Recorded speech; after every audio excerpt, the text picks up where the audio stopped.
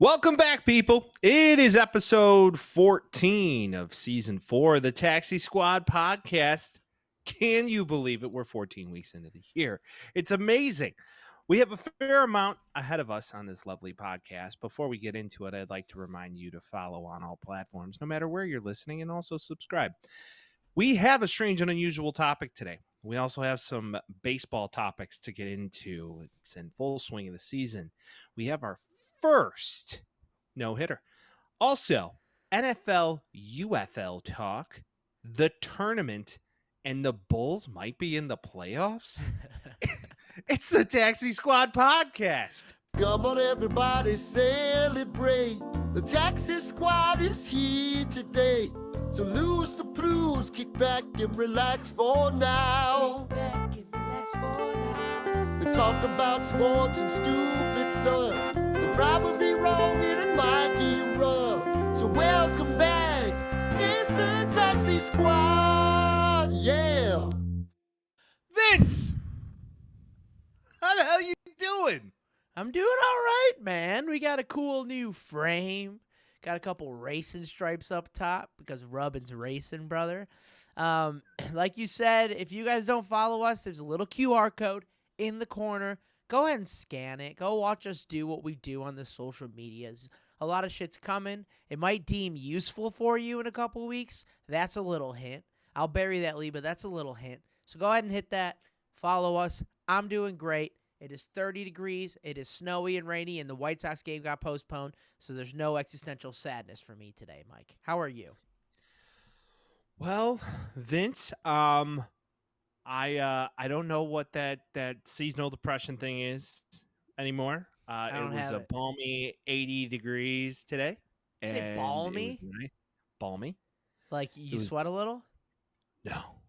I mean, when I exercise, but that's on purpose. I'm thinking of lip balm. Yeah, no, it was wonderful. It was lovely. It was a good day. Got up early, got a fair amount done. Took a little afternoon siesta at the pool. And now I'm here with you, man. I'm having a wonderful day. I get to talk sports with my friend. Yeah. We got new framings. We got new contests coming up. We're gonna possibly give away some shit. I'm in. Right? I'm in too. Let's get it, dude. I'm in. How do you feel about grown men in balloon hats, Mike? You know, Vince, I don't really have an opinion one way or another, but they're quite similar to guys who are grown men who chase after foul balls.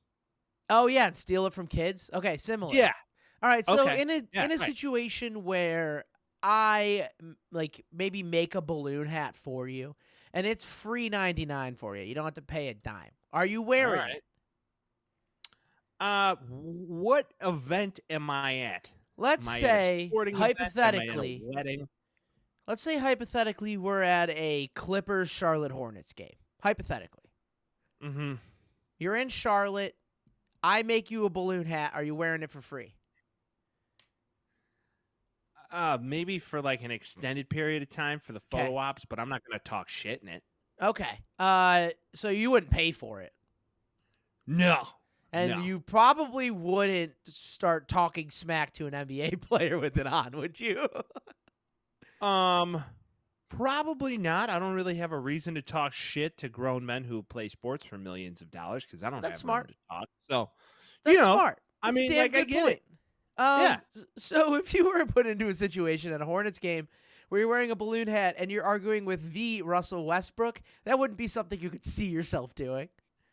No, not necessarily. I mean, I might say, Russ, you're quite a baby back, you know what? But I mean, that's about it because I think that would have pissed him off a little bit. Russell Westbrook gets in a verbal altercation with a grown man in a balloon hat at the Hornets Clippers game because you have to assume he called him Westbrick, which has been said multiple times that he doesn't like when people call him Westbrick and it's disrespectful to his name. To that, I say, make more shots. And I also say, if you're wearing a balloon hat and arguing with Russell Westbrook ends up coming out below you in this argument because Westbrook's the one that is in an altercation with the balloon hat guy, balloon hat guy is just a balloon hat guy. You know, he could be whoever he wants Yeah. to be. Russell Westbrook's kind of the dumbass to get into an argument with balloon hat guy.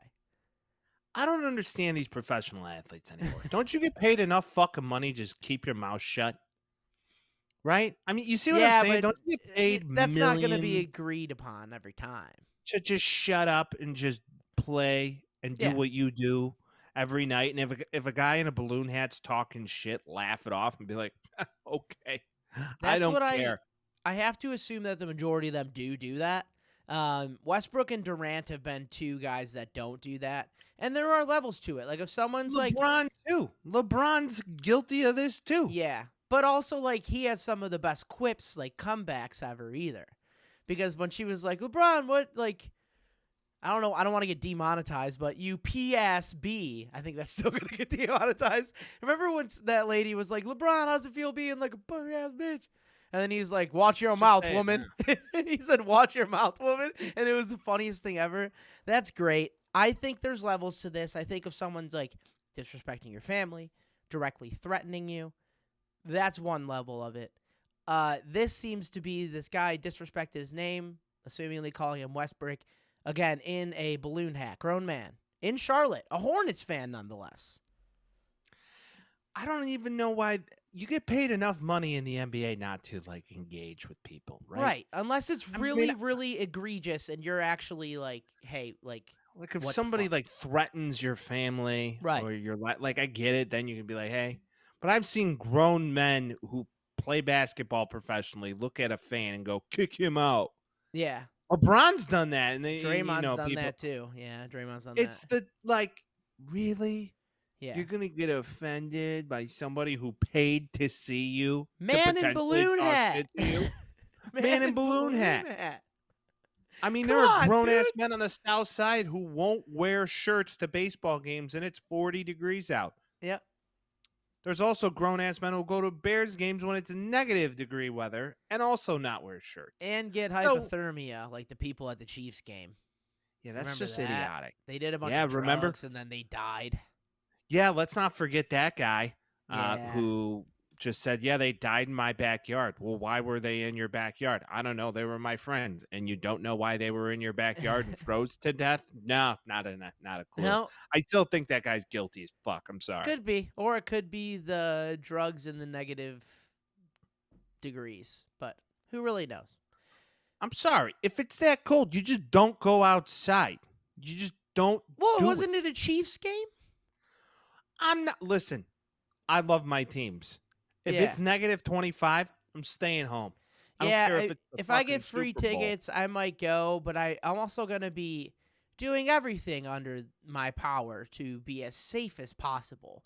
Not going out there with no shirt on, and then also being, doing drugs. Not saying I'm experienced, but doing drugs alters how your body feels. It doesn't alter how nature reacts with your body. It's like there's a story of a guy that got electrocuted, and he would go outside and he was like, I don't have nerve endings in my skin anymore. I can't feel cold. So he'd go outside in like short sleeve shirts.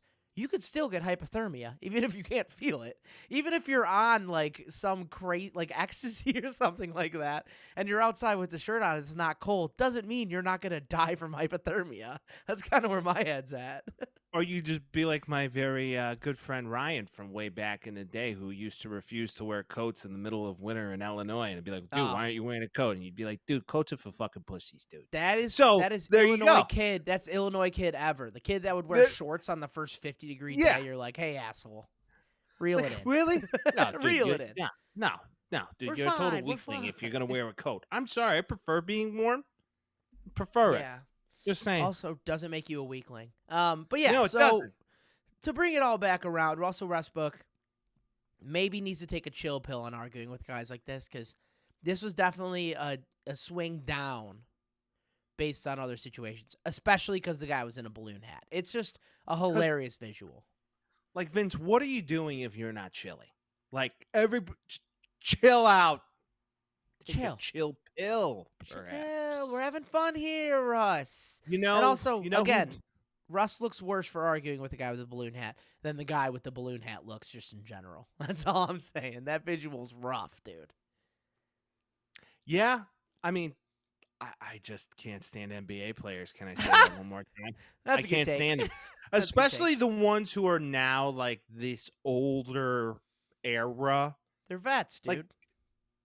Like they're just crybabies. All of them. LeBron, All of 'em? KD, Kyrie, Russ, James Harden. All of them. Except Kawhi Leonard, who just doesn't Steph? speak.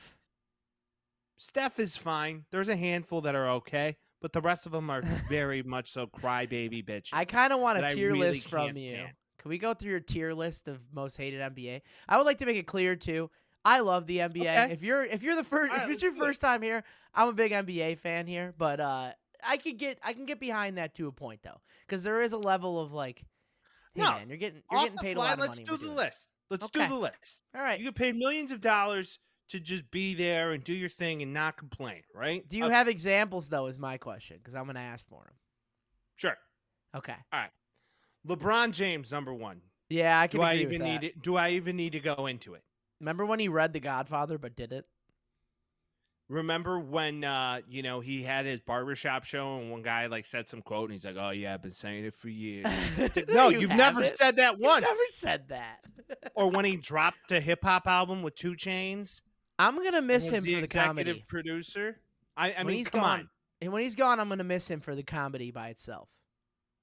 How about every time he drives and somebody barely touches him and acts like he got hit in the head with a fucking shovel? How Drives about the lane, egregious not the car. flops?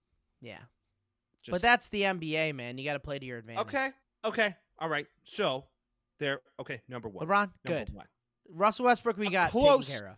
A close 1B in this discussion is Ben Simmons, and I don't even need to go into Ben Simmons. Okay. Yeah, The amount of hate I have for Ben Simmons is those And no I'll bounds. say the word. I'll say the H word because it's real. Okay. Okay. That guy's just the fucking worst. Yeah. All right.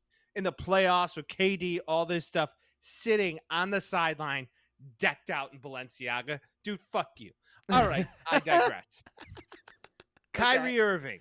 How Yeah. he exited Brooklyn, biggest bitch move ever. How he exited Boston, biggest bitch move ever. Boston was How more he's egregious. Yeah. Who? Boston was more egregious too when he left. They were all egregious. And then he horrible. saged the gym. Yeah. I forgot about He's that. out here having a fucking seance while you're just supposed to go play basketball. Okay. Yeah, There you go. that was pretty bad. Yeah. Kevin Durant after leaving Brooklyn and his bullshit and whining and all of this, especially him and the drama that Chris How Paul. do you blame him though? I can't blame him, dude. He went to a team that had multiple stars, and then he was like, "Oh, we're all just gonna leave." Like, what do you want him to do? Like, he's got to go at that point. I could see the argument when he went to Golden State. I'd be like, yeah, like it's kind of a cheap ass move. But him leaving Brooklyn, like, I'd want to get out of there too. Like, who am I playing with now? Okay, he falls back in the list.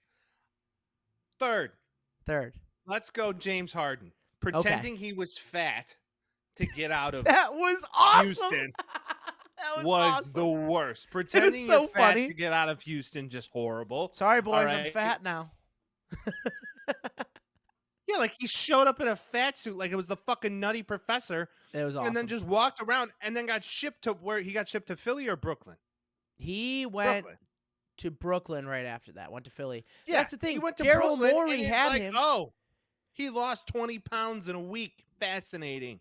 Daryl Morey had him in Houston, knew who he was, and then took him back to Philadelphia to try it again. It was awesome. So, okay, there's James Harden. He's playing well this Now- season, though. I'll give him that. Yeah, when he's not blocking his own fucking teammates' shots. That was crazy. All right, so like this era of NBA former stars, I should call Mhm. them, because some of them are still stars, they're semi-stars.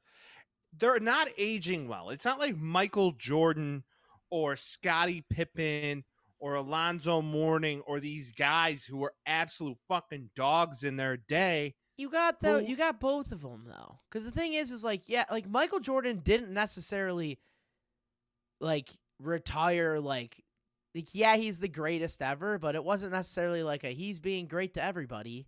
He wasn't that. Scottie Pippen was disgruntled as shit for the last 5 seasons of his career. Like In the words, Dennis Rodman, brutal ending to his career. Karl Malone had a child with a 16-year-old. well, yeah, they just were in a whole other world of shit back then, but the Yeah. internet really didn't exist. John Stockton's But- like full tier, like mean guy now. Why is John Stockton? He full went team? he Yeah, went just send heel. that- He went heel. He was fighting against all of the protected groups. It got real uncomfortable for a little bit. That Jazz team, not necessarily the most PR friendly team.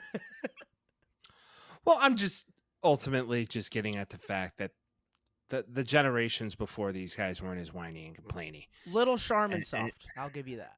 They're very soft. So Yeah. there's kind of my list. I could go on for days. Would But- this be like the type of person that would get mad at somebody for going a little over the speed limit? I mean, I'm all about going fast, Me too. but usually turn and lift after I'm going fast. Yeah, Rubbins Racing, Yeah. baby. That's why we got these up there. That's why we got those over there. Who's Robin's Well, racing, baby? There's one route runner that some people would call a burner that did a bit of a burner on the highway this weekend, Mike. You sent this to me. Why don't you go ahead and just tee it up for us here?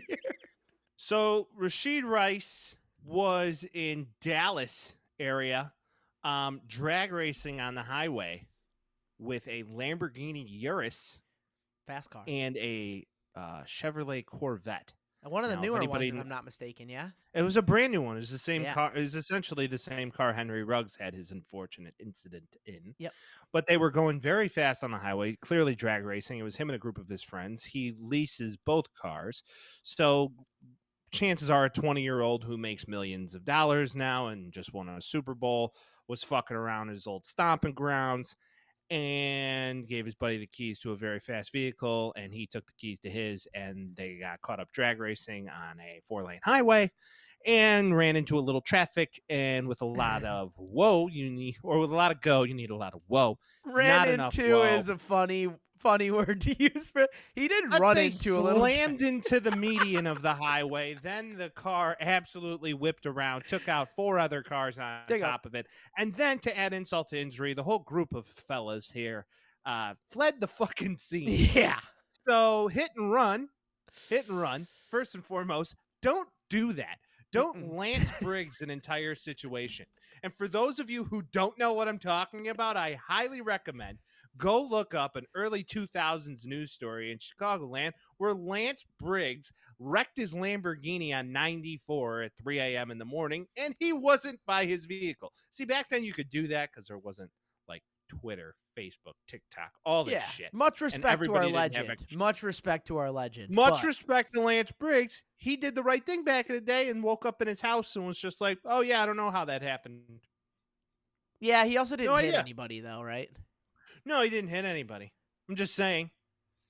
Yeah. He still flipped his Lamborghini. That's fucking wild. That'd be so scary. It's Absolutely like, insane. You just get out. You're like, Allegedly, oh fuck. allegedly, he may or may not have been out that night. Just saying. So, with all that being said, Rashee Rice flees the scene. Now he's cooperating with police. For a long time there, he was not, and they couldn't. He was find missing. him. Yeah. You want to know what he was doing? He was shitting a brick and Yeah. on the phone with his lawyers immediately. Yeah, smart man. I think the takeaway from this too is you could compare it to Henry Ruggs stuff. First off, stop drag Well- racing. Stop drag racing Well, if you're wide gonna- receivers in the NFL. Well, listen, here's my thing. If you're going to drag race on a highway, good place to do it. Yeah. But do it at 2 o'clock in the morning. Right. Do it real late at night where nobody's going to be around. Like a mom and her Yeah. daughter or her son or whoever was in the Yeah, car. you're with doing this shit in the middle of the day with 2 very fast vehicles. them. Now, Lamborghini Urus is essentially a Volkswagen because that's who owns Lamborghini. But I'm just saying, it's a very fast Volkswagen truck. It's not a Jetta, right? I was gonna say Yeah. you're going a lot faster than a Jetta. Yeah. Yeah, so the word of the wise is, especially now, granted, he wasn't necessarily intoxicated that we know of. Right. He could have been. That's why he potentially fled, Right. because he may have been a little fucked up. But he's very lucky that the only thing that came of this is that a couple people had minor injuries from a car accident, went to the hospital. Somebody died. Oof, God. God forbid. That'd be horrible. And I mean, that is what happened to Henry Ruggs, if we remember it, not to bring up old wounds. But that's immediate guy. jail time. What Straight seems to to be jail. coming out of this, straight to jail. What seems to be coming out of this, it's, we're getting all like the cut and dry. We're going to talk to authorities. We're going to get all the information before we make a decision. We're getting all that. We're in that part of the investigation, essentially, at this point. What it feels like is he's probably going to get, like, hefty fines. Maybe, like, he has to take a class for some shit. I don't think he's going to end up going to jail for this. No, he's not going to go to jail. He'll spend the money. It's all money, and he has more than he knows what to do with, so it'll all Take go a away. road safety class. But- I took one of those once for going like 110. So if he doesn't get one, I'm going to be so mad. No, he'll have to go do all that good stuff. Oh, yeah. I've had to take those two. I've had to go. I wasn't even traffic going school. 110. I was going like 102, but it was, 102 on a highway. Not to Yeah, I've incriminate had- myself. I've had to go to traffic school. No bueno. Yeah, not fun. But what are you gonna do? What are you gonna do? If you really break this down, and I don't want to like Mad Dog Wilson this, but or Russo, Mad Dog Russo. Chris Russo? I was like, who are you talking about? Chris Mad Dog Russo, who's supposed to be retired. He said he was gonna retire. Need I remind you, World Series time, when the Rangers beat the Astros, he said he would retire, and he hasn't. Go away. Go away, dude. Get out. No, he said if the Diamondbacks win the series against the Phillies, he will retire. Oh, that's if what it you was. recall. It was the NLCS and idiot. And he's still not retired. But those are the archetypes like him and Skip Bayless who will be on the rags right now and be like, they need to suspend him for a season to send a message. Yeah. It's like, shut the fuck up, dude. That's Because not- they won't. Regardless No. of what they should do, they won't do it. No shot. No shot. Roger Goodell's going to go make me more money on the best team with the best quarterback. Yep. And this Taylor. Look at Taylor. Yep. I mean, one of my good friends always makes an argument that if you're a professional athlete, you shouldn't have to drive anywhere. I'm always against that argument, but it's like shit like this keeps happening. And I'm like, hey, guys. Like, At some point, you might have to get a driver because, like, what are we doing? What are we if doing, you're man? if you're going out to dinner, if you're going out with your friends to have a fun evening of, Merriment bad and decisions, drinking, yeah. just have a driver. You can afford it. Don't drive yeah. anywhere. It's not like hell, if I can afford Uber, anybody can. Right. So get on it. That's not exactly true. I see what you're saying, Listen, but but in this scenario, yeah. Well, if you're going out spending money on booze, you can go out and spend money on a fucking $20, $50 Uber. It's a lot Yeah. cheaper than a Dewey. You know what I'm I saying? was gonna say, I was just gonna say, I don't consider you to be a poor man, Mike. So we're okay here. Yeah. Yeah, Yeah. we're yeah, something like that. we do well over here at the Taxi Squad We podcast. we We're do surviving. decent. We do decent for being a podcast, you know? But Well, follow Vince- us and do more of this shit so we can make some more money so we can quit our jobs, friends. Please. That's the goal. And one day it will happen. Now, baseball's in full swing. We're almost a week in of baseball to opening day to where we Yeah. are and where we're headed. And Vince has a gripe.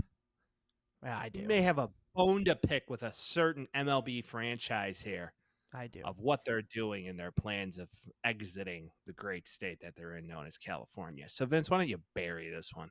This has been a topic going around right now about the Oakland Athletics. We've spoken about it a couple times. We saw the Sydney Opera House that they put online saying this is what it's going to look like. I hate them so much. Not the team, but the goddamn owner of the Oakland Athletics. That guy is the effing worst. I need to actually know his name because every time I see him, it just drives me absolutely bonkers. So I'm going to figure that out, but I will explain to you here. The Oakland Athletics have done a few things. John Fisher, thank you. That's the guy. I hate him. He's the worst. They have done a few things in the past couple months that have especially pissed me off. And this is also because I feel like it's close to the White Sox situation, what it could be in a couple of years. So I'm also monitoring it a little bit closer than a lot of people are. But Oakland Athletics did something the other day that was the most egregious and obvious thing ever. They sent down Esteri Ruiz, I believe I said that correctly, and Brent Rooker. Esteri Ruiz led the team last year in hits, average, and stolen bases. He got sent down to the minors because he needs to work on getting on base more. Again, led the team. Didn't he also lead the MLB in stolen bases last year? I Or don't know at if least he the might have first led, but he half? was up there. He was like 68 or something like that at the end of the year. There was a lot of stolen bases. Regardless, needs to Jeez. get on base more, leads the team in batting average. So what, they want him to walk more, so they send him down to the minors? That's obscene. Second guy, Brent Rooker, gets benched. Brent Rooker was the Oakland A's sole All-Star last year. Only guy that made the All-Star team. Again, they are horseshit garbage. They are a bad, bad, bad roster. Like, they make the Very White bad. Sox look mediocre, which is bad. Very bad. They make the White Sox look even worse than what they could be. They're just the worst. John Fisher, total douchebag. Douchebag. Huge douchebag. John Fisher, the reason that this happened, though, so they claim that Ruiz needs to get on base more. They claim that they have a better replacement for Rooker instead of putting him on the field, which is incorrect. Just patently false. But Vince, why are they getting demoted so quickly? So there's Is there a reason behind this? There's a fun group, an online presence, and merch sales what do you call it? Conglomerate, whatever the hell you want to call it, called the Last Dive Bar in Oakland. They've worked with the Athletics before. Like, they've been hand in hand when they were like, gotta up our team's camaraderie, all the fans, whatever. They've done that before. They have made some stuff recently that they're trying to keep the team in Oakland. So essentially, wristbands saying keep them in Oakland, or like Oakland strong, things of that nature. And they give them to players, and players wear them. And it's, they're starting a movement because they don't want to move the team to Las Vegas, who doesn't even want a fucking baseball team in the first place. Correct. They gave those wristbands out. These two guys wear the wristbands. The next day, Ruiz gets sent down and Rooker gets benched. That's why it happened, because they were like, we don't want to stay in Oakland. So to further this case, does Vegas even want the team? Teachers union in Nevada fighting against giving all this money to them in like the, hundreds of millions to billions of dollars that the city would give them to build this. Teachers union say, hey, we don't necessarily not want a baseball team, but we also don't want to give them millions of dollars when we have the 48th in the nation public education funding, largest class sizes in the nation, and highest educator vacancy rates in the entire nation. And they're saying, hey, maybe we shouldn't pay for a lowly, shitty baseball team like the Athletics when they want to keep them in Oakland. Third thing, what happened today? A sales prep sheet. So like one of the guys that work in the store inside the Coliseum, a prep sheet was leaked to the media because it was thrown out in the garbage. The sheet, it says plenty of things on there, but in the actual like sales section, like what to sell, says if anything says rooted in Oakland, take it down, and try not to highlight products that focus on the name Oakland. So they only want to sell stuff that says Athletics, that has the team branding, but doesn't have any tie to Oakland, since they're trying to get out of there. And to that I say, fuck you guys, because everybody that's there at the Oakland game, which isn't a lot of people, are all from Oakland, and they want to do it. And also the people working at the shops. You think they're moving to Vegas with the team, dude? No. What the fuck are we doing? Usually seasonal employees are not usually employed by the season for the whole course of the year. Right. Just during the baseball season, which is a lot of games.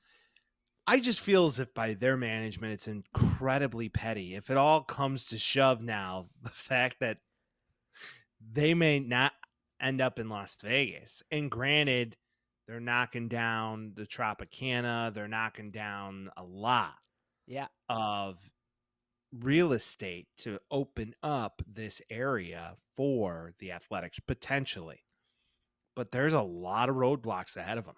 It's no not one simple. wants them there.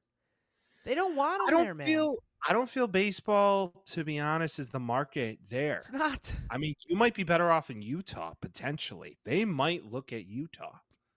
John Fisher probably want to fucking go there. A lot of Mormons watching baseball. I mean, alcohol sales would be down. But yeah, they're fanatical. Well, they would have to water it down, wouldn't they? Isn't that the whole rigmarole with Utah? Like the beer is less. No, they don't water it. they don't necessarily water it down. They just keep a lot of eyes on how much consumption you're having. I think it's how like much lower being proof. I think poured. there's actually like a proofing maximum that you can have there and shit. I don't know what it is I drank exactly, some but high proof bourbon when I was in Salt Lake City, but there you go. I don't know. Okay. I don't know.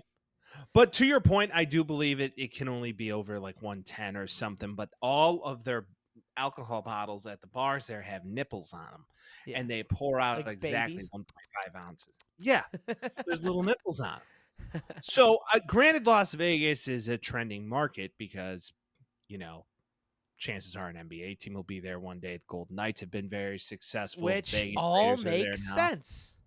Winter leagues, like less Well- games. It makes more sense to me. I would rather go see a Las Vegas whatever versus Bulls game. I'm not making a trip in July to go see a White Sox versus the What- Vegas Boomers or whatever the hell their name's gonna What if they go to Nashville and Jerry's dream will be kiboshed forever? be. So as he's going to tell all of the White Sox fan faithful that, this could very well happen. And if they sell the team, they're worth far more outside of the city than they are in it. we don't Bullshit. need a team in the East. We don't need another team in the East. So they'll probably Well, put the kibosh there If anyway. you've read the Forbes article, a lot of teams right now, a lot of franchises, NFL, MLB, they're trying to strong arm the states that they're in. So recently, okay, we see Las Vegas, this whole move from Oakland, they're trying to strong arm their way out into Las Vegas. The, political system in Las Vegas is saying, no, we have a lot of whole other bigger all problems. the than fucking this. guys out there. Yeah, No. envelopes. Chances are that could be happening either way. But Yeah. Kansas City recently, the owner of the Chiefs, Mm-hmm. they said that if the city and state of Kansas or Missouri doesn't help them with their next phase of wanting to build out Arrowhead and do renovations and all that, they may have to look at sites outside of Kansas City. Same thing with the Royals. Foxborough thing. Yeah. Same thing with the Royals. That happened there as well. So a lot of teams are strong arming them. Now, Well, if I you mean, look the at Jerry, Chiefs aren't very good, and the Chiefs don't make a lot of money every year. So there's no way you got to remember that these billionaire owners of these teams are very poor. They don't have any money to spend. They need all of you to give them $8 a month so they can pay for a new fucking stadium. right? And then go give you their money or your money again to go see it. It's so fucked up. Right. It's so fucked up to me, dude. So with that, there's a lot of things happening right now with this topic. And if you look at Kansas City, now let's look at Chicago. Jerry Reinsdorf tried to go down to Springfield. I'm going to go do what I did in 1991. Well, that was 33 years ago. Did it work? So, and it did work then, but it's not working now. Not this Because time. what he tried to do was strong arm the Bears because the Bears are going to look to do a similar function. Even though they've said they would put up $1 billion or $2 billion of their own money. We'll see how much of Football that is stadium's true. expensive. Yeah. But Springfield was like, no, we'll call your bluff on this one, Jerry. We're not all for it again. And chances are I don't. Listen, if the White Sox pack up and move to Nashville, I'll get my CDL and help them move the fuck out. Honestly, if he's going to make that big of a fucking hubbub, I'm not a Sox fan after that either, so that's lost. I think the last point I want to make, because we can do this for like another hour, but the last point I want to make about this is Oakland's lost all of their teams. Like, even the Warriors aren't in Oakland anymore. They moved into San Francisco. So Oakland doesn't have a team. Kansas City, shitty owner too, but like obviously they have the fan support. But if you're comparing like White Sox to Athletics, people don't go to the games because the product sucks. That's the reality of it. Hey, it's not that they don't man. have fans. It's not that they don't Hey. have fans. The menu at a White Sox game, have you Yeah. seen this lately? Great. It's the same restaurant group that owns Gibson's. Yeah. I'm not going there to watch baseball. I'm going there for a fucking milkshake. Well, and it's that's 40 the whole degrees thing. It's outside. like you put out a bad product. It's like coming out with a movie and the movie sucks, and then a couple people are like, "Hey, this movie sucks," and then no one goes to see it. You're gonna blame the fans and then stop making movies? Like, it's stupid. That's not a Yeah. Like, it's dumb. do something to make the team better and have a reason for them to come out and spend money on the fucking team, because you never would. And you lost Matt Olson. You lost Matt Chapman. You lost Marcus Semien. Like, all of these guys were good players, and you lost them just like the Sox are doing. You can't cry poor. You can't say that no one comes to the games if you're selling off all their favorite players. It's stupid. Well, Marcus Semien Stupid. also played for the White Sox. Played for the White Sox. Same thing. Why did we get rid of him? Because we tried to actually compete then. That was sort of cool. That's the time where you do that. But you don't send Matt Olson to the Braves and get nothing back for him. Like, it's just, it doesn't. Listen, if track. Jeff Samardzija is trying to compete, then I don't know what is. But looking back on They some of try. those I know. Hey, hindsight's 20/20. But either way, it's like you can't blame the city of Oakland for you being an asshole. Sell the team. Sell it to somebody in Oakland that actually wants to run it in Oakland and make them a good franchise again, because it's a classic franchise. And stop being an asshole all the time. Like, all these guys are just huge assholes, and I'm so sick of it. And then there's like franchises like the Rays, who just for whatever reason are always under the cap and Top just analytics draft department, man. well. Top. And they spend money on analytics. Fascinating. Who would have thought? I don't think John Fisher's going to do that because he needs to make sure that we're not selling rooted in Oakland hoodies. Fucking idiot. All right. Two teams have started 0-4, Mike, with 8 fewer runs and 40 strikeouts. Who's that? One of those teams is the 2024 Chicago White Sox, What? and the other team is the 2021 World Series winning Atlanta Braves. So if I'm reading this correctly, the Chicago White Sox are winning the World Series this year. I'm reading through the tea leaves, Vince. We're winning the World Series. Eric Crochet Fetty Cy Young. looking good. Eric Fetty Cy Young. Soroka to the moon. You know, Eloy Jimenez can't think about running without getting injured. And Yep. then he gets injured, and now Moncada's going to be like, well, he's injured. I guess I got to be injured. And then that'll happen next. And then, I don't know. Here's what's going to happen to Eloy Jimenez. Ready? He's going to be like a Harold Baines where they play, and he'll be a career White Sox. He'll retire early because all the injuries are catching up with him. And then Jerry Reinsdorf will make him like a first base coach or some shit. Yeah. He'll be like, it was a very unfortunate thing. His career was cut short. We thought he was going to be the best there was. But now just put him at first base coach. Hey, Harold Baines had a long career, though. Yeah, and Harold Baines was always pretty good. Now, did we see the commotion? If it was, I believe, on Monday night, where the Chicago White Sox couldn't field their first base coach, and it delayed the inning for almost 5 extra minutes. Grifol was okay with it because he was reviewing tape. Yeah, I don't know what tape there is to review. Review tape before the game, guy. What are we doing here? But they were like, well, what's the reason? Why can't you field your first base coach? Well, we can't find his little helmet thingy. Oh, is that why? Because he lost his Yeah. They said they couldn't find the helmet. Well, he said he was missing because he was reviewing tape. So Grifol said, "I'm okay with that." It's like, all right. It's painful. It's painful. Oh man. yeah. You want to know what he was doing? Reviewing tape. He was taking his shit. Yeah. Okay. Who are we? He was using tape. He was reviewing tape worms, if you will. I hope not for that guy. I know. I was just connecting 1-to-1. I'm sorry. There's only so many ways he was reviewing tape. He was taking his shit. Let's just call a spade a spade. Come on. That's facts. That's facts. We're going to talk about them a lot this season, but I just wanted to bring up that fun little stat from Jay Kuda, because that guy is on one. Finally, huge thing happened in Astro World. It's gonna be huge. Massive. A no-hitter, Mike. Yeah, and nobody cares about baseball right now. Can we just talk about this? That nobody gives a fuck. It's not about even the sport of that, baseball. man. I don't think people give a shit about no-hitters anymore, man. I don't care.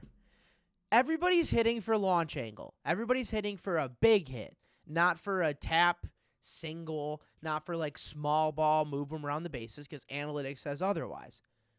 Less people are actually getting hits. Like the days of like a 300 hit guy are over, or a 200 hit guy rather are over. Like the Derek Jeters of the world aren't really in existence anymore. To your point, What did Luis Arias do last year? Like, he hit like 350 something because he was flirting with 400. I think he got like 207 hits. Like, back in the day, you'd see like 268, 270. You'd get guys like Tony Gwynn hitting 370 and just popping the ball. Like, you need those guys to get little hits, even if they're nominal, and someone's having a dominating pitch. That's why a no-hitter was so crazy. But we're seeing no-hitters at a clip. Like, I think last year we had a no-hitter on opening day, didn't we? Yeah, I think you're right. It's the era of baseball we're in. Yeah. It's this time now where, to your point, it's pimping home runs, launch angles. If I'm not going to hit the ball 500 feet and out of the ballpark, then I'm just going to hit a very high pop up to center field or shortstop. Right. Growing or up, strike out a lot. right, or strike out a lot, swinging for the fences. Growing up, I mean, what was preached to us, at least from a coaching standpoint, was put the bat on the ball. Good Bat the things ball. usually happen. Don't be trying to kill it. Just put it in play. Right. But I don't know. I don't know where that coaching is right now. And Boom, to the also, baseball. I still think people don't like the Astros. I think a lot of and- people still hate the Astros. I did hear a thing that Jeff Passan was talking about today where there isn't a lot of trust in the league, and there's a lot of crazy shit happening. The Ohtani shit's happening. We're getting a lot more home runs this year. Are we getting juiced balls again? Like, that's a whole conversation. I feel like not a lot of people have trust that the league's going to move in the positive direction, and they have to figure out a way to fix that because it's like people are falling off the game already. It's not America's game anymore. It just isn't. I love it. You love it. We both adore the sport. It's just the reality of it. But as a nation, as a whole, like what, 2 times the amount of people watched Caitlin Clark versus Angel Reese the last 2 days than the World Series last year. That's it. Like, women's college basketball is bigger than the World Series these days. Like, you got to find a way to make it exciting. You don't have Mike Trout in the playoffs. Ohtani's going to be the Teflon Ohtani, but he could very well be suspended for the year. Like, who are we cheering for? Who are we rooting for? That's hard to answer these days. So they got to figure it out, and they got to stop doing some sketchy shit, and they got to stop incentivizing the Astros for cheating because nothing ever happened from that. You can't do anything now, I get it, but nothing ever happened. So Rob Manfred is teetering on the Yeah. borderline of, man, does he suck. He's He's worse than Seelig. And He I might didn't be. think we could get worse than Seelig. Like, Seelig was senile at one point. And he was an asshole, too. He was an And he was a total asshole. Yeah. Most of these guys are. But, I mean, truly, like, they needed a young face of the sport to try and change. The pitch clock really helps. Chris I Getz. think robot umps will really help. Oh, yeah, Yeah. Chris Getz is the answer. But something that really tries to, I don't know, just put them all on steroids again. It was so much Yeah. fun. Bring it back. And also put him in the Hall of Fame. We say it all the time, but fuck you. Put him in the Hall of Fame. Put Barry in. He's one of the greatest hitters that ever lived. And Roger, man. Pretty fucking good at baseball, Roger Clemens. Does deserve to be there. But I agree.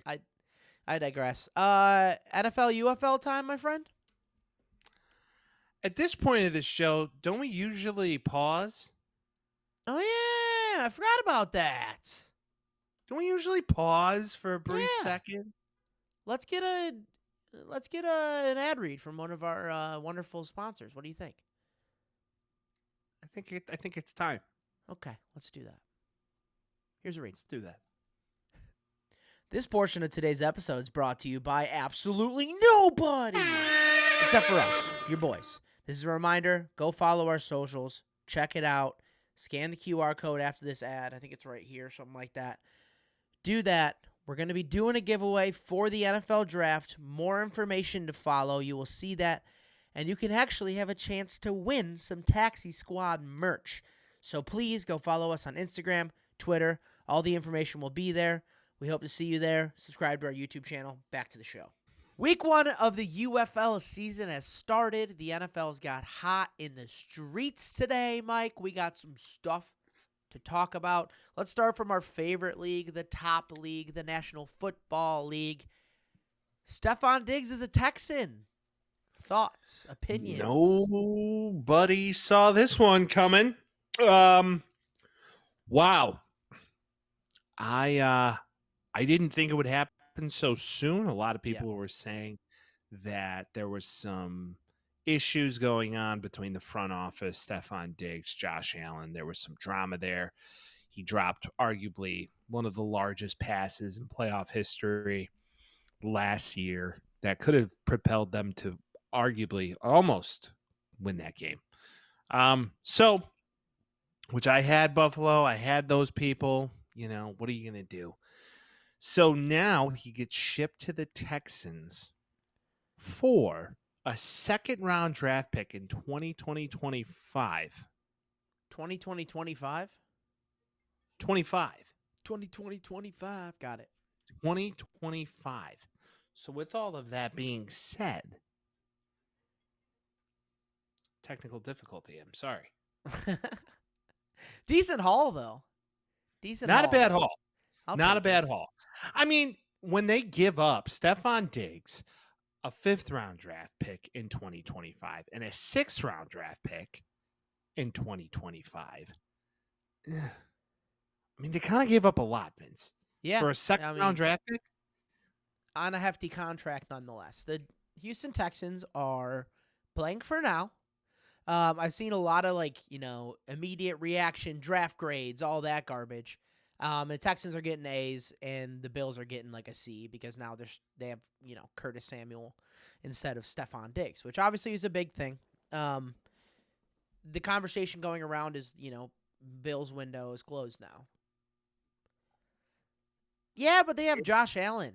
Yeah, but Gabe Davis is gone. Unless they've identified like a bunch of receivers that they're going to take that are going to put them over the ledge. Like, to say that they're not going to be competitive is insane because Josh Allen's playing quarterback. Like, they're not going to be a bad team this year if their quarterback is good. That's just been proven for eons and eons of years. If you have a good quarterback, you're fine.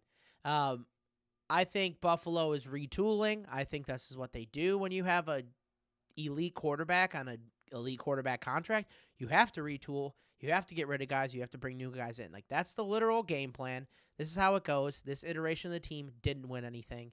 We kind of saw a fire sale last year on defense. Like, their defense got a lot worse than it was the year before. That was just the reality of it. They didn't play that much worse. I mean, they weren't a great defense this year. But looking at it, calling a spade, getting a second-round pick back from them and able to pick somebody up next year, I'm okay with it. I think the Texans are in win-now mode. I think this is a good pickup from them, but this is probably the most the Bills are going to get from them. I'm not going to lie. Well, I think what set the market was the Bears trading for Keenan Allen. Now, with that, they only got a 4th-round pick in advance, so it kind of makes me feel like better than Keenan Allen. Diggs is a lot better than Keenan Allen. But what I'm saying is could the Bears have gotten something from the Chargers? I don't know. That's my whole thing. Yeah. So they must have been really motivated to move him if they gave up draft picks. So that's my biggest takeaway from this. Starting to get the locker room cancer thing, though? I mean, that didn't really happen in Minnesota. He just they traded him for a haul. Yeah. And they drafted Justin Jefferson, arguably one of the best in the game. And yeah, he's better than him, which is hard to get. Well, the truth. So, I mean, in that instance, it worked out. But if you look at this roster right now, C.J. Stroud, Joe Mixon, Stefon Diggs, Tank Dell, Nico Collins, Dalton Schultz. It's disgusting. Squad. They're going to compete. Yeah. There's no doubt. And not even mentioning the defensive side, who they've added this year, defensive-minded head coach, and C.J. Stroud played well last year. Like, in the playoffs, nonetheless. Like, they're in a situation where they have an opportunity to go and play the Chiefs and see how that shit works out for them. And I think they're just tooling up now because and to segue into the Bears a bit, this is the script, man. This is kind of how you got to do it. If you know your guy's the guy, then put everything around him so it's undeniable that he's the guy. That's what you have to do. Well, I feel like every team has a couple pieces they could build around. So, Granted, beforehand, Nico Collins was starting to become known as a pretty good wide receiver in the league. Yeah. Just had nobody to get him the football. And the defense was halfway decent. They had some pretty good talent in that secondary. So now, you see what one draft can do and what a second draft is going to be capable of doing. And then on top of that, what they did in free agency of Danielle Hunter, and then, Jeffrey Okudah, guys that Will are just going to Anderson year 2. Come the on, defense man. is scary. Yeah. Because now you have 2 pass rushers who can get to the quarterback and are different styles. And then you have an offense who can put up points. It's what people want to do. It's like playing Madden in real life. It's like playing Madden. That's what the Bears are doing. They're trying to make their newfound quarterback as comfy as humanly possible. Really just make it easy on him, if that makes sense. It's the best way to do it. I like what they're doing. I think this is a decent trade for both sides. You're going to get a lot. There are a lot of people are going to say that the fucking Texans fleeced them. Yeah, they got the better player out of it, but you don't know what that second rounder is going to turn into, and you don't know what Diggs in Houston's going to end up being. I think he's going to be good, but that needs to be seen before you can really grade this, which is how most trades go at the end of the day. Well, a 5th and a 6th rounder can either be guys who are on your, in quote, taxi squad, Ha or are potential starters. So you never know with that. So that's why I'm like, really? You gave up draft capital on top of it? Which I'd be greedy about. I try and stack those things up like I'm fundraising. Sure. Because they help build a team. Truly, they do. Yep. So it's all speculation, but I think he wanted to change the scenery. I think he wanted to be closer to his brother. Who in the hell wants to play in the frozen tundra half the year? So Josh Allen does because of that contract. Well, right. But in the rest of the year, he lives in Cali because why wouldn't you? But with all that, I mean, hey, I think this is the archetype where the NFL is going. What it reminds me of? It reminds me a lot of when the NBA got really mobile and guys were like, I don't want to be here anymore. They're like, all right, either test free agency or we'll trade you. Yeah. And now you're seeing a lot of that. You're seeing guys like Keenan Allen do that. You're seeing guys like Stefon Diggs. I don't want to be here anymore. And even though they say it was a mutual parting of ways, they're just like, yeah, whatever, go. I think what you're also seeing too, though, is all those guys that are moving around doesn't always come with winning, man. Like if you compare like the last couple teams that have won or have been in the NBA Finals, it's like you're looking at the Nuggets, who their 3 main players on the team all were drafted by the team, like the Jokic, Jamal Murray, Michael Porter Jr. Aaron Gordon's going to be the first guy coming from a different team who, wasn't amazing in Orlando. Like if you look at Golden State, same thing. You look at the Bucks when they had Chris Middleton, they had Giannis. Middleton drafted by the Pistons, but for all intents and purposes was built by the Bucks. Like you're going to need the foundation regardless. So, and I know the NBA is different. You got 5 guys on the field versus 11 on each side. 5 guys on the court, rather. So, you could take that with a grain of salt, but that's not always, grass ain't always greener, I guess is the moral of that story. The grass is not always greener is right. It's always a matter of time and the coaching and how everybody works. And I think it's all going to make sense. Yep. Now, in other news, you have our greatest white hype. Did you see what he did? No, I didn't see what the Cooper did. Cooper DeJean. Cooper DeJean. He's going to be the greatest white hype ever. Cornerback coming out of Iowa, who's a Caucasian male. The way that it was reported on ESPN is that he sent a letter to each individual team. I like to think this went by carrier pigeon, where he's like, "Hear ye, hear ye. Sir Cooper DeJean has been opened for practice time." That's what I hear seeing as. He probably sent an email to all of them, but regardless, I hope it's like a letter, like individually. He just got cleared from his torn/broken fibula. Forgot which one he had. He's clear to play now. He's going to work out on April 8th. So after this comes out, for any of the teams that are interested, probably still a first round grade. But I don't know. I feel like if I get that an NFL owner, I'm like, classy man. That's a classy young man. I wonder if he sent it with like watermark on his paper. Oh yeah, his stamp with the wax, and it says CD on it. Stamp, yes. CD from your faithful Cooper DeJean. The What if he Dijon sent residences or Dijon residences. what if he sent them a bottle of Dijon mustard with it? Like what if they all got their own like little bottle of Grey Poupon? Ryan Poles is like, Coops? Yeah! Get me in here. Coops mustard. Hell yeah. You Coops. can see it. It's the, You gotta it's the love it. seed. It's the seeded mustard. Yeah, the seeded mustard. Delicious. But with that, I think it's a classy move on his part. Very classy guy.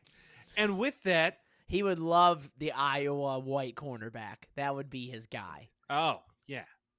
Well, I could see him being a late first round pick. I could also Yeah. see him being a potential day 2 guy, but I do believe Early day man. 2, I think.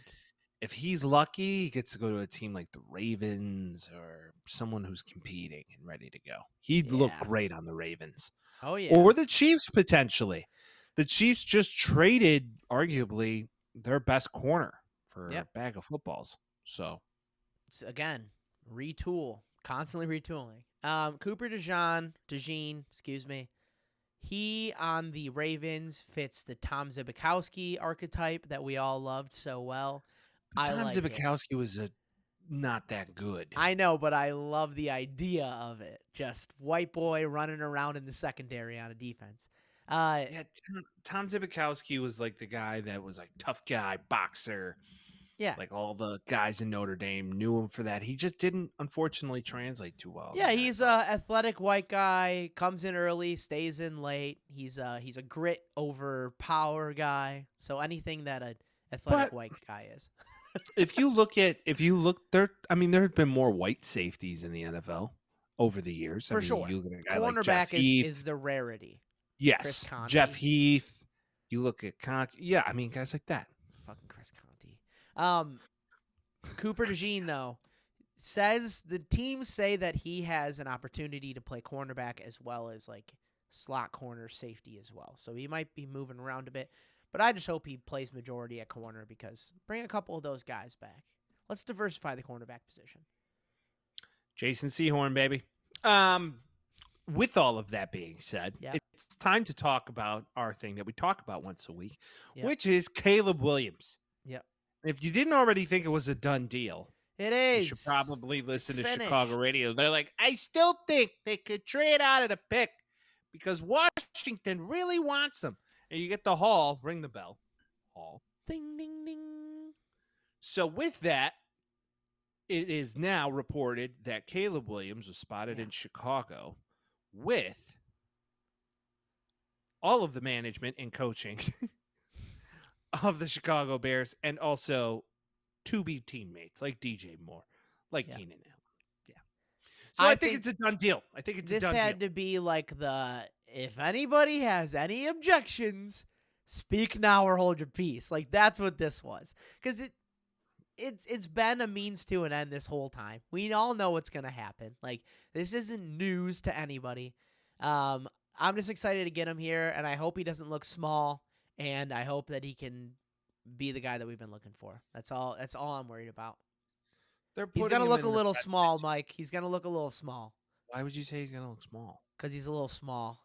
He's not small. He's like 6'1". He's 6 foot and 3/4 or something like that. He's a big cat, man. I mean, I know. I don't think it's going to be an issue, but like optics wise, and we talked about this before. Obviously, Bryce Young is way smaller than him, but like just seeing some of the smaller guys, you're like, oh, you're small. Like I just don't want that. But like Caleb is thick. He's a house. I mean, he's a house. Yeah, he's a big. I mean, he is a big kid. Yeah. So I just wonder what number he's gonna wear. That's my only thing. There's some reports out there saying he might wear number 0. I like that. Most boss move of all time. First quarterback ever announced with number 0 was today. Did you see that? No. Marcus Mariota wearing 0 in Washington this year. All right.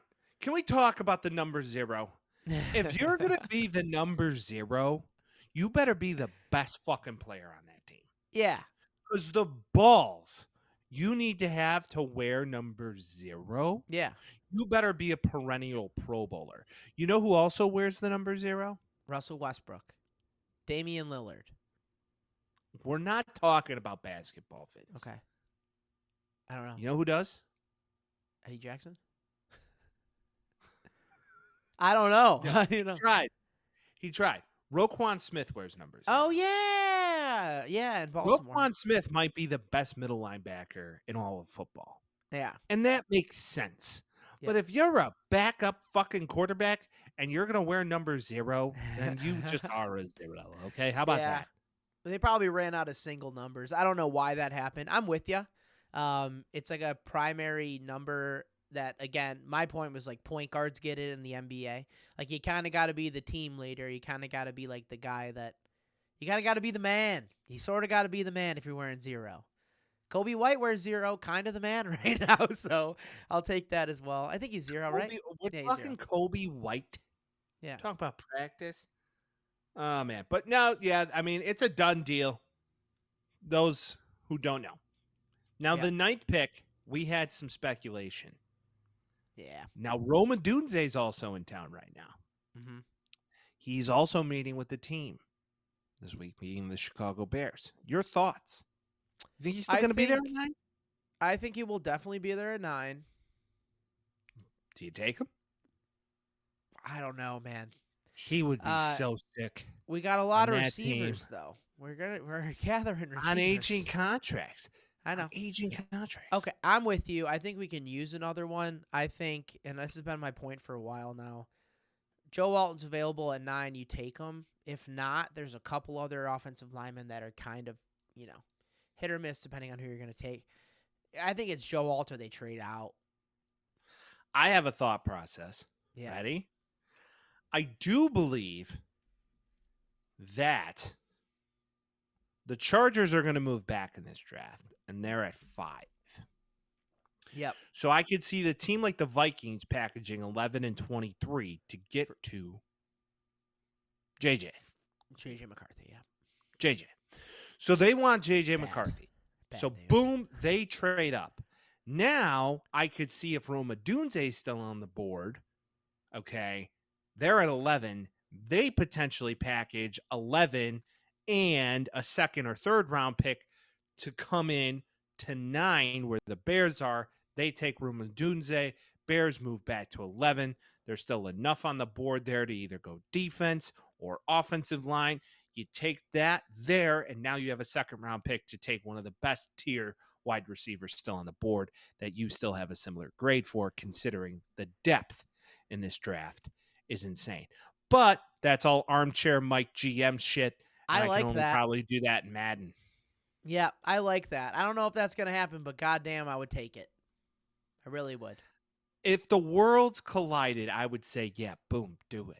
Just pull More the the trigger. merrier. Bring in more guys. Or if like the Jets want to come up to do it, because I don't know if we saw the Jets just signed Mike Williams. Yep. I don't know if that moves the needle for him or not, but they Nope. paired him with Garrett Wilson. So, and then Aaron Rodgers could be VP. So who knows if he's going back? Yeah. Run, Aaron, run. Yeah, there you Lead go. our country with RFK, Aaron. There's a 100% chance that's going to happen. Totally. Now let's talk about the most important football for this time of year. Spring football, man. Let's talk about the spring, right? The spring football is in full effect. So the UFL started over the weekend. How I don't much know if press did you see? Not a lot. I didn't see any. You can watch the game in 4K on Fox. Okay. I don't know if you know this. You So- can watch it on 4K. I forgot to check what times different teams were playing. I'm not going to lie. Yeah. Definitely had my head in the NCAA tournament. And then I Sure. flip on the channel and I'm like, oh shit, my team's playing. My new team that I have is playing. Brahmas season, baby. Didn't catch the whole Brahmas game. Did catch the highlights. But yeah, it's back. We're here. UFL time, baby. One of us won, one of us lost. Yeah, not how I thought it would go. Change of luck this year, I guess. I don't know. I mean, We Vince, won it's one early on. game last year in Orlando. We're already tied with our total last year. Your Brahmas might be onto something. My Battlecocks lost a battle. No Yeah, pun intended. it was. I mean, it was a really close game. They played the Michigan Panthers, which play out of Ford Field, which is cool. The storylines of the UFL this week is pretty wonderful because it's all about the kickers. Kickers, And man. just kickers. And a gentleman by the name of Jake Bates is now a walking legend Yeah. because Jake Bates was a walk-on to the Michigan Panthers as a kicker. Yep. Never kicked in college. Never. Okay, not was once. a punter. Not once. Was a punter. And his last field goal attempt of the game to ice the game, mind you, he hit from 64 yards. Obscene. Insane. Insanity. Wins him the game 18-16. He goes down in infamy as a dog. He's a guy now in Michigan probably forever. And the Battlehawks lost a close one where they couldn't put up a lot of points, and AJ McCarron was just Yeah. I don't know consider if he's a legend in Michigan without doing this a couple more times, but my thought is Michigan has a football team. Michigan has a real issue with field goal kicking. The team I'm mentioning is the Detroit Lions. Not a very far move from Ford Field to Ford Field, Mike. I feel like they should just watch this kid for a little bit longer, and he can just kind of mosey on over to the other team that plays in that stadium and just keep kicking all year. Because that's half the reason why they lost. They were afraid to kick. If this guy can knock down 64s and he can be consistent when it gets closer, this might be your move. This is the opportunity guys are looking for. Exactly. Right? I mean, this is why you play in the UFL or the XFL or the USFL or whatever the fuck they've been over the past 5 years. Right. This is why you do it, because you're basically trying out every weekend for a spot. Yeah. And if you're thinking that NFL franchises don't watch this film, you got to be silly. So They better with do all their that, due and that, diligence. not only on top of that, but like some of it's exciting because I feel as if they choose to go in the bag of tricks more so than not. Yeah. So in the Brahmas game, your Brahmas game, there was an epic Squad. fake punt. Okay, we're destroying. I forget YouTube what's his. So that guy got his shot. Yeah. Good for him. And then Brad Wing is the holder. So Brad Wing is notably a punter, played in the NFL for a short period of time. Yep. Threw a TD pass to the center, who was an eligible receiver somehow. Don't know the rules. But Yeah, I don't either. Daddy scored a touchdown. Like, he was wide open in the middle of the field, caught the ball, ran the ball 25 yards, fell in the end zone. Touchdown. Helps him win the game. Shit's electric. You love this type of stuff. Yeah. Right? I mean, I love when fatties score more so than any. I do too. Big boy touchdowns are top tier. Destroying, Mike. For those that don't know, for those that aren't clued in on the YouTube world, YouTube's probably the majority of my like media intake as far as watching things. I watch a lot of YouTube. This guy pops up on my YouTube a lot because interests collide. Destroying 5.81 YouTube followers. He went to, and let me get this correct. Look at that stretch. He went to, what college did he go to? Regardless, Central Florida. UCF. He lost his eligibility because the school, the NCAA rather, told him to delete or demonetize his YouTube account because he was making money off of YouTube while playing football in Central Florida. This was in 2017. It was before NIL. Now that would be totally fine because that is name, image, and likeness quite literally. So that's why he wasn't in college. He probably would be in the NFL right now if he didn't have to delete his YouTube. So he didn't delete his YouTube. He collabs with a bunch of NFL players, and he's really good at kicking, and now he gets a shot here. So same as the other guy, this could very well be your audition. It's the world of YouTube kickers. We're in the world of YouTube kickers. This guy that is is jacked too, man. Yeah. He's ripped. Like that does not look like a kicker at all. He kicks like a soccer player. Well, I mean, hey, can he kick it? Yes, he can, in Right. the words of Tribe Called Quest. So with all of that, I mean, hey, just because you're a kicker doesn't mean you need to be, not athletic or any of those things, Good really. at golf. Yeah. I mean, truly. So I'm with you. good for the kickers, right? Kickers of the UFL. Biggest storyline so far. Now, we will actually, I'm not going to bury the lead too quick, but pay attention. The boys might be going live from a XFL game or UFL game here in the near future. Some might say. Stay tuned. Now, Vince, let's talk about the thing you love most. Oh, where'd I lose it? Where did my ball go? I lost my basketball. You have a ball? Where's your I lost it. basketball? I don't know, man. I'm not very good at controlling the ball. It's okay. Talk about the NBA. because Let's talk about the NBA. I'm getting a bit of deja vu. I'm terrified. The Chicago Bulls clinched a play-in spot. And if we remember what happened last time, along with our beautiful sponsor that we had squad, I shaved my beard off because I thought maybe the Bulls can make the playoffs. I am no longer that stupid, but they're in the play-in again, and God damn it, Mike, if I'm not believing it a little bit, dude. That doesn't mean they're in the playoffs, Vince. They're You're in the play-in. They're in the play-in, so I'm saying, like, That they doesn't can make be you in the playoffs. They can be in the playoffs, dude. They can be in No, it. that means you get the bid to potentially be in the playoffs. They're 9th. So they're not the 11th seed this time. That would be going to the Nets. So they're actually in the advantageous spot of it. Granted, all things go, 76ers make it, Bulls make it, or let's say Heat make it, Bulls make it, whatever. Bulls are going to play the Celtics. So they're going to lose first round. But God damn it, playoff basketball, baby. Give it to me a little bit. I'll take it. They're horrible. They're the worst. And Yeah. like, okay, no Zach LaVine. Nobody. I mean, nobody on Kobe this team. White, No Kobe Patrick White. Williams. There's nobody on this team healthy. Caruso's healthy. DeMar Kobe DeRozan, clutch White. player of the year. Some are saying. Aged out. Done. Some are saying, man. Old news, man. I get Rajon Rondo out of fucking retirement. Oh, Let's speaking see if we can- of, He was a Bull for a short period of time, wasn't Rajon Rondo was, I truly believe. So, for those of us that are not Bulls fans, when Jimmy Butler was on the Bulls, they got Dwayne Wade.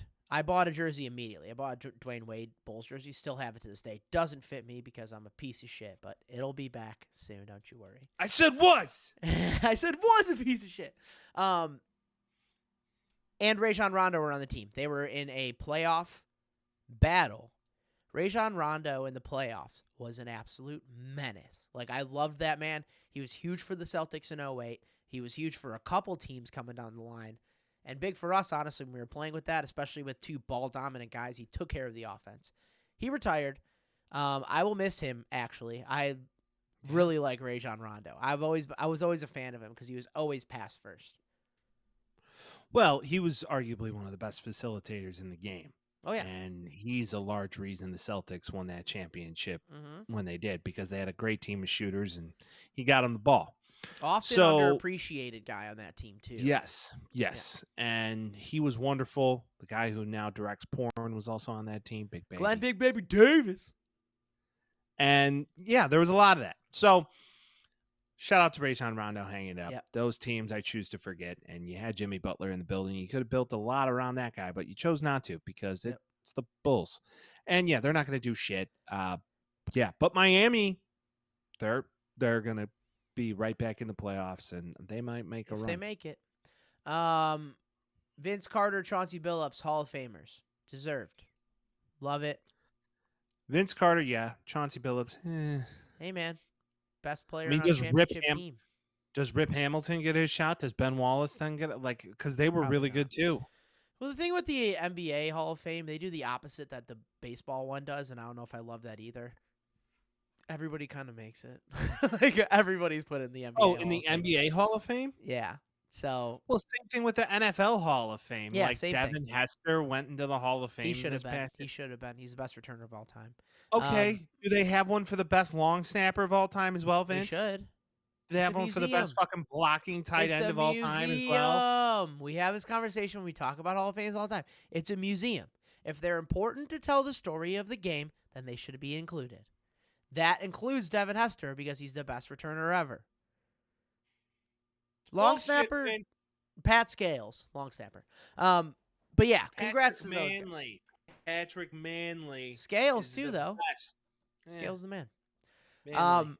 One more thing on the NBA. During March Madness, this is kind of a segue too. This goddamn commercial of Shai Gilgeous-Alexander and Chet Holmgren keeps playing on my TV, and I'm so sick of it. Why? I Why do myself you hate it? consider myself a musician, okay? I make music. I Yeah. like doing that stuff. Yeah, you sing very nice. And they do. In this commercial, it was like, we're buddies, blah, blah, blah. They're walking out. I forgot the whole plot of it because I mute it when I hear it. And then they sing with each other, and they're like, haha, that was sick. And they move on, and you could tell it was just like, hey, we need you on a commercial spot. They're like, all right, fine, we'll shoot it, whatever. They probably got a lot of money. But this is one of those commercials, similar to the Burger King commercial. Do you remember when that came out where it was like the Whopper, Whopper, Whopper, Whopper, that one that kept playing all the time? Yeah. It's like, yeah. BK. Eventually, you're just like, shut up, dude. Like, it's not going to make me go to BK. So this is just a PSA. Hopefully it gets out to those people. Stop playing this commercial. They suck at singing. It's not very fun. And I love the OKC Thunder, and I don't want to start hating them because of this stupid commercial. That's it. Well, I caught my 5 minutes of NBA basketball on Monday night. Do you want me to tell you about it? Please. I got giddy when you told me initially. All right. So last night, I watched the 76ers and the Oklahoma City Thunder. Mm-hmm. And when I noticed how slow the game is compared to college basketball, it's very slow. They slow it down quite a bit, and it's all about shooting. Everybody makes shots. Everybody makes shots in the NBA. NBA. It's all about shooting. Yeah. So the Thunder went on like a 11-0 run, and man, those guys can shoot the lights out. And God, if I know a fucking human being's name on any of those teams, I don't. You should but know I will Shai. give, you should know Shai. I will give that organization a ton of credit because they look like they're on a comeback from hell, and these guys are shooting the lights out. Mm-hmm. And I'm impressed, and I think they will probably represent the West when the time is right. They very well could. I mean, when you have a squad of guys, when you have 5 guys over or in double-digit points, that's generally a good sign, especially coming down to the wire.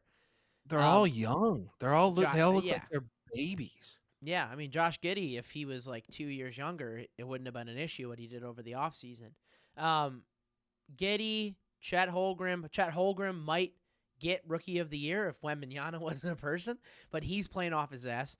And they have Gordon Hayward, veteran presence, and they have Shai Gilgeous-Alexander, who's an MVP, possible MVP, probably going to Jokic this year, but regardless, they kind of have all the fixins that you need to be a good team. Veteran leadership, MVP caliber players, and a solid support staff. What I really love is that the Oklahoma City Thunder are sponsored by the most Oklahoma thing ever. Loves, right? The gas station? Hell yeah. Yeah. Yeah. They are a quick trip away sponsorship from just being the most Oklahoma thing ever. See, what's Philly again? Is it like crypto or some shit? Yeah. I wasn't a big fan of the sponsorship on the unis. Yeah. But my thing is, like, they shouldn't stick out like sore thumbs. Like, Love sticks out like a sore thumb on a I kind of think it looks cool, though. The color comparison's cool. No, it depends on what it looks like. Because you got a lot of, like, the Lakers, like, the Bulls one, like, no one really knows what Zenny is. Is it still Zenny? It was last year. A team needs to be sponsored by Zen, like, ASAP, bro. That'd be great, dude. That would be great. It. I don't think the league would allow it, but you would do that. You'd be like, lip pillows for the boys? First in a jeans, shoot a 3. That'd be sick as hell. It's just like the... What is it with those? I put in a Zin, and if you've ever taken one, either I get lightheaded, or I feel like I gotta vomit, or I gotta take a shit. There's no in between with them. If you're constipated, put a Zin in. Yeah. It's not even if you're constipated. Just if you want to just make sure you shit immediately after eating something, just throw one in. You're taking a caca. I mean, that's just. I don't often do the Zins, but what I have heard is the more you do it, the less those adverse effects happen since your body gets used to it. It's the nicotine. Your body gets in. Whoa, and right. But I'm just saying, like, if you abuse the poop shoot, then poop shoot no more. And that was a lesson from me. Thanks, everybody. If your asshole is a tender pino, Vino, you take one. The farts. Okay. Okay. Let's talk. So, all right, we got to all of our topics here. That commercial, Vince hates it. Vince Yep. Carter, one of the greatest to ever do it. Dog. So let's talk about the women's tournament, and then we'll Yeah. get into the men's tournament. And Zach Edey's just a dirty, dirty boy. Yeah. But the Elite Eight was on Monday night. Yes, Electric. it was. We had Iowa and LSU, and we had UConn and USC. Okay, so 2 games, really good competition. Caitlin Clark really showed up, man. That girl's insane. Rematch of last year, the whole ring thing, Angel Reese did, all of that. The storyline was there. Most watched women's basketball event ever. More watches than the MLB World Series last year. I believe the NBA Finals as well. Outpaced a shit ton. I was watching it. You were probably watching it. I think everybody was watching this shit. They got this. If anybody didn't know, they got to see the beauty of Caitlin Clark going after it. LSU was kind of dogging them in the first 1.5 quarters. It really took the third quarter. Point differential 13 for LSU, 24 for Iowa in the third quarter. Caitlin Clark drops 41, and they win the game. There's something about this Iowa team. I don't know if I trust them to win the whole thing. I think that might go to UConn on both sides or South Carolina because South Carolina's a unit too. But this was an exciting game, dude. Dude, Caitlin Clark had 41 points. Dog. I mean, she lit it up. And I just didn't think LSU had the team to keep up with them. Well, Kim because Mulkey has her own issues right now. Kim Mulkey's a bad bitch. I Dude, wouldn't that wanna be on her side. Washington Post thing came out. You see what it was? No. That she was freaking out about? It was saying that she's an asshole sometimes, but also a good coach. That's essentially what it said. Well, they took it down, and she said it was blasphemy and this and that. But she is like She is an asshole. You can tell she's an Well, asshole. But Come on. her players love her. Right. That's sometimes how So? that goes. Tom Izzo's mean, an they're- asshole.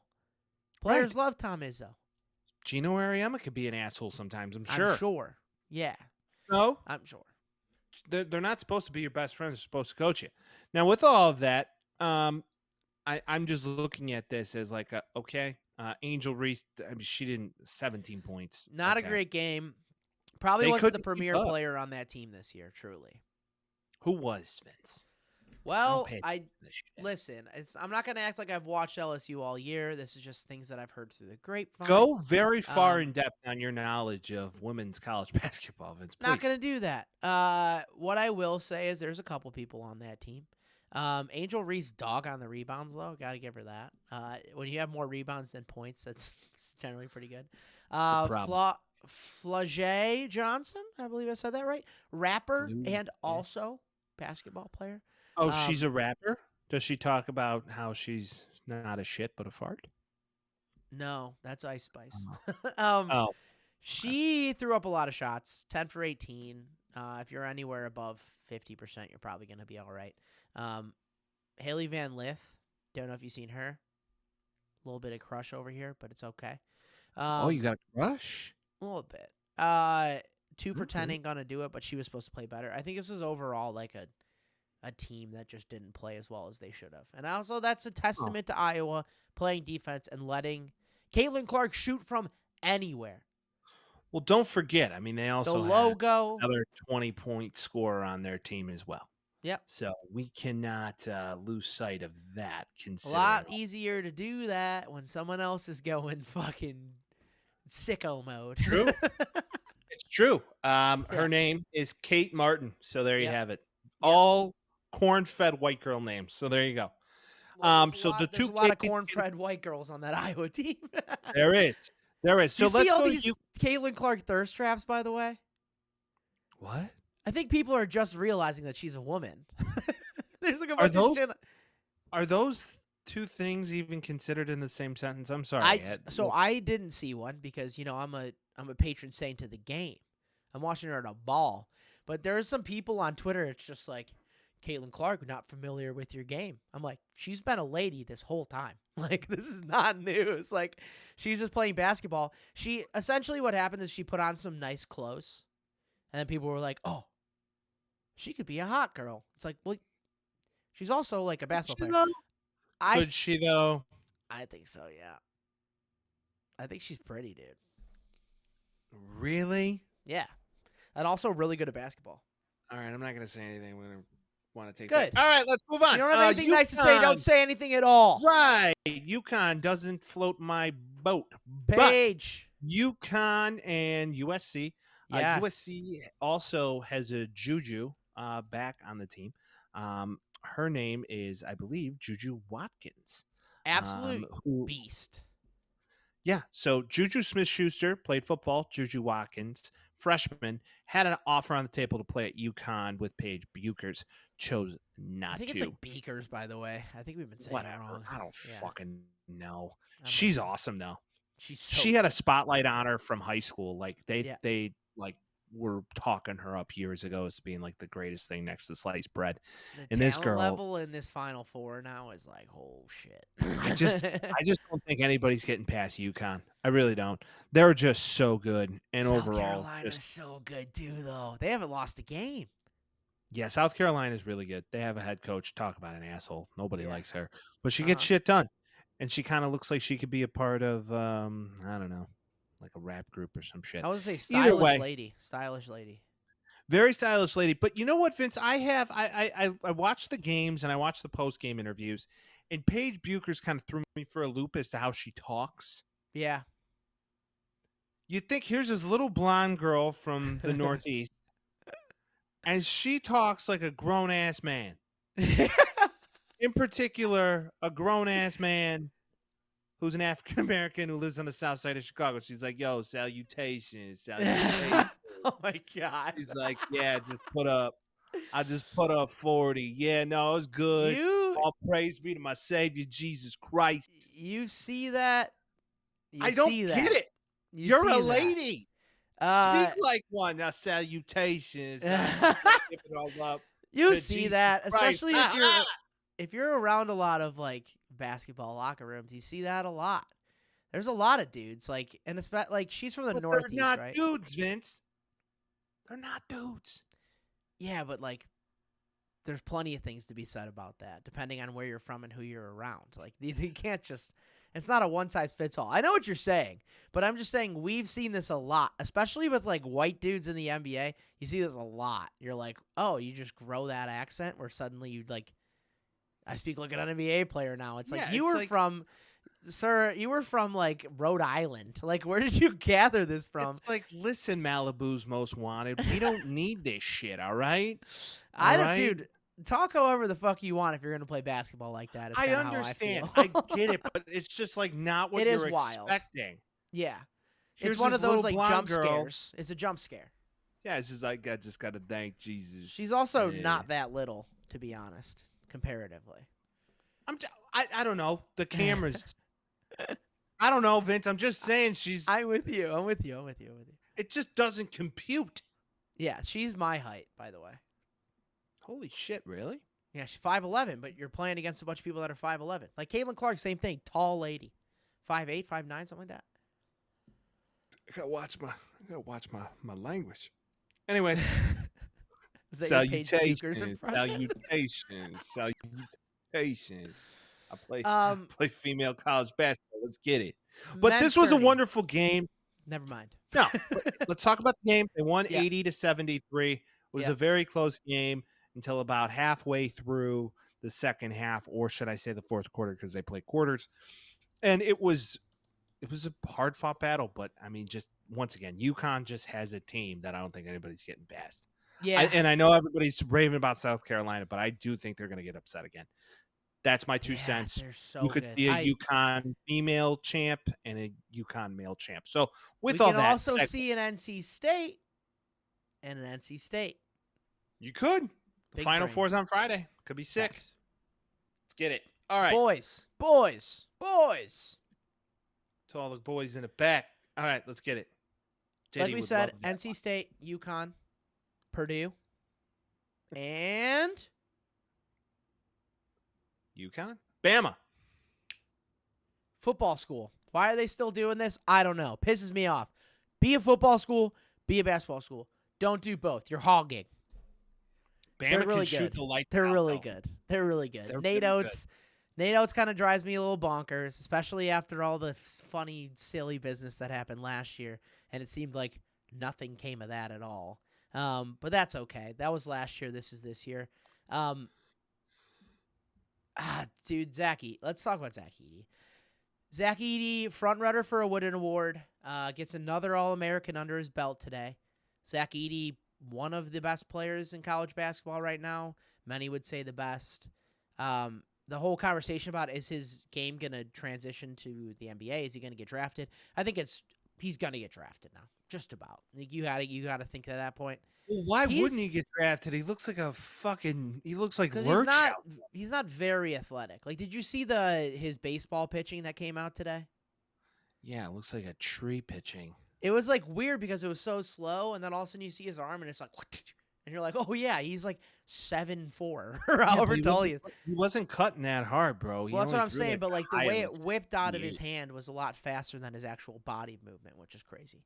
Also, Riz God, I don't know if you saw that video of him just walking into a room with a girl, and then this other girl's like, so Riz God, good for him. Probably not hard. He was at a party. He caught himself a Jersey chaser. She came up to like his waist, so she doesn't even have. Probably not hard to get laid when you're a 7'4" basketball star. Yeah, God, imagine the size of this guy's Pashade. Come on. No thanks. It's scary. It's like an alligator. He's really good. He is, and a lot of people have been saying this. He is boring to watch. It's so methodical. Throw it to the post. Boom, boom. Foul. Zach Edey. Free throws. Why? Over what? and over again. Watching Jokic is not boring as well. That's crazy comparison. That is a crazy comparison. Jokic can shoot easy. Though. He can shoot from everywhere, and he can make any pass. Yeah, but it's uneventful. Yeah, but it's like the little things, I guess. Like a lot of the Zach Edey problem that I have that I don't necessarily have, and he's very good, and they can very well win this whole damn thing. But it's just get in the paint, and I'm too big for you, which is what we hear a lot. He is very skilled. He has good footwork, all those things. I'm not trying to minimize him at all. It's just more so like if I'm looking for a fun game, man, give me DJ Burns. That's kind of where I'm at. DJ Burns, Zach Edey is a fun little matchup right there. It's going to be fun to watch. Yeah. I'm looking forward to it. It's going to be a lot of fun to watch. Two big guys really throwing weight around. And we'll see if DJ Burns can win. And he's goofy. He's unorthodox with the lefty. Speaking of Jokic, came out, said he loved his game, which I think is awesome. You love to see it. I'm a little concerned with how DJ Burns, who I think is like 6'8" or 6'9", defends Zach Edey. Like, they're the same weight but going different directions. Like, DJ Burns is just I know, but like he's gonna put his belly on his back and good luck. Yeah, and then he's gonna get a foul. He's gonna get called. Like, he gets called for fouls a lot because he plays ferocious and he's a big guy. Okay, back to this game of Purdue and Tennessee. Do you think Purdue got a little extra love from the? I think they did. Oh, have you been watching basketball this year? Well, I'm just saying Zach they got Edey, a little bit. He is more... He's a foul merchant. Like, you get a lot of fouls if you have Zach Edey on your team. It's just the facts. Whether or not it's real or fake, or whether or not he's baiting it and it's working, like, those are all fine and good questions. But yeah, they do. They get more love than other teams for sure. I think that's kind of silly, but that's just it me. Is. But refereeing is difficult in these scenarios. We've learned that as far. Well, that's why I hope if they look at two large individuals like a Zach Edey and DJ Burns, they let them play. That's what I like too. You start getting closer to the end of it, and you're like, let the boys play. Let them get a little physical. Because if DJ Burns can't get physical, then he is fucked. Like, what are you supposed to do if he gets foul calls on him all the time? He gets 2 fouls in the first quarter, or not first quarter, excuse me, the first half of the first half. And you got to pull him out for half the game, and then it's just going to be, dunk central, foul central, layup central for Zach Edey. So how they're planning on doing that, I'm not sure. But it could be a long night for NC State if that does end up happening. It's going to be a fun Saturday night. Yeah. Saturday night at 7:49 Central, I think we're going to see a slaughter. I think Alabama's getting slaughtered. You think UConn's just going to beat the brakes off of them? Dude, they're so good. They're Really so good, dude. They just, whatever your thing is, Where they'll is beat their you that way. weakness? Where is their You're a weakness? scoring team. We could score too. You're a defensive team. We could play defense too. Fast, Like, 'cause slow, big, small, better coach. Already won one last year. Like, this is the most prime example of a team able to repeat since Billy Donovan in Florida. it was so interesting to see the first half of U of I, UConn, because going into the half, it was close. Yeah. And then It Illinois wasn't. didn't score a point, really, in the second UConn half put a at all. 20-piece above Illinois in that second half. It wasn't Insane. close. It wasn't close for the entire second half. And Purdue, Tennessee, like, I know that's a 7-point difference or whatever it is, 6-point difference on the final score sheet, but that was mostly end of the game foul situations. Tennessee was in that game until the last 3-4 minutes of the game. Illinois wasn't in that game. It's just reality It's of it. insane. I mean, they got outscored 49-29 in the second half, to give you an idea. Just Okay. insane. So looking at these matchups now, who's in the finals? Who wins? All right. I predicted this in one of my brackets. U of I is now out. So, Yeah. to Vince's point, I don't know anybody getting past UConn. Can't. So, I do believe it's going to be the 2-1. I think it's going to be Yeah. UConn, Purdue, and Purdue wins it. Yeah. What I want to see is NC State, UConn. UConn would destroy them, but I think you're right, too. It's UConn, Well, Purdue. Vince, UConn wins it. What? we have to predict it now because we're not going to be back on the air until. That's what I'm saying. next So that's week, why we're right? doing it. So Yeah. I'll take UConn, Purdue. I'll take UConn to win it all. First repeat since Florida in what, 08, 07, whatever year that was. Yeah. Okay, but what we didn't break down, Vince, was the women. So the women are going in the Final Four too Yeah. on Friday. Yep. So Friday night, who you got? NC State and South Carolina are first. I gotta go South Carolina and Iowa. Iowa's still the 1 seed, man. Give me South Carolina and UConn. I don't think anybody's getting past my girl salutations. So UConn wins that too. we'll see. Okay. I think UConn gets you taking? to. We're not gonna see this either, are we? No, we're not. Give me UConn. I'm gonna go with Alright. UConn men, UConn women's. I think they're taking it all home this year. I I'm think they're going on a with the run. more elite USC on the East Coast. I'm taking South Carolina. I'm kidding. I just did that to fuck You're with you. just saying that because you like Gamecocks. Yeah, that's true. Accentuate that last part. I do want a Go Cox hat. I've always wanted that. I don't get the lore behind it because they've sucked. Like their It last. says best player it says was Mark Go Mark. Cox on it. Okay. I think that's the lore. Hey, if that's your thing, if that's your shtick, I get it. But with all of that, I mean, hey, it was always a lovely episode being with you great people. We have some Yeah. new things coming up that you have to pay attention to. A competition where we will be giving away merchandise. So that's coming. Pay attention. If you'd like a free something, could be in the raffle. You just got to pick them right. And you'll see what's happening here shortly. Yep. With all of that, thank you for joining us as you usually do. On top of that, we're on the YouTube. Hit that subscribe bell. See us once a week. You could do that. It's pretty awesome. And then not only that, we're on Spotify. We're on Apple Music. We're on everywhere you get your podcast. So if you're also on that, subscribe. And then, of course, since it's the year of the siblings, and granted, a friend could be like a sibling to you, for the record. Yeah. Brother from So another mother. Right. So whether it's your brother from another mother, your sister from another mister, it could be a lot of different things. But share the pod with them. And then as always, see you next week. Peace.